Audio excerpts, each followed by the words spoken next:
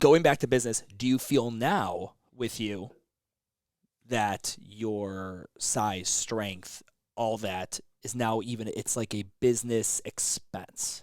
It's something, it's an overhead you must maintain, or do you ever see yourself like Alex Viada, who is a like if you because you're such a nerd, you would love Viada. He's North Carolina based. Oh, cool. He is a fucking absolute genius, but he is the guy who looks like you and can run an ultra. Like one of those fucking psychos, you know. But when he gets on and he has an IG live where he talks about fucking peptide conversion, and you know, the only people listening to that are fucking other nerds that are in that scene. But like, do you see your size and what you've developed and the physique you've developed as an overhead of maintenance now?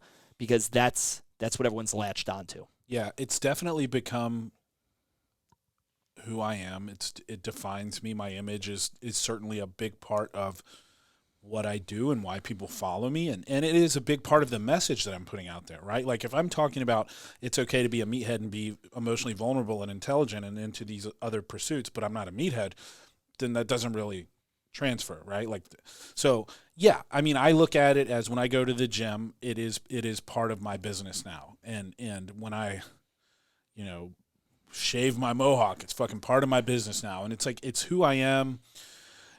But I will say that it as of yet, it doesn't feel like a facade because it is still just who I want to be. If I decide in 5 years that I want to run ultras and that I want to switch to, you know, a completely different modality, then I'll just fucking do that, and I'll talk about that, and I'll show that journey on going from being 260 pounds to whatever and running ultras. Like, I think that no matter what you do, it's going to be interesting to people if you just show them as you do it. The journey, yeah. But yeah, to some extent, man, for sure. I mean, my logo for the podcast has a mohawk and a beard, you know, so it's definitely become that thing. And the funny thing about that is, like, this mohawk started as just a joke.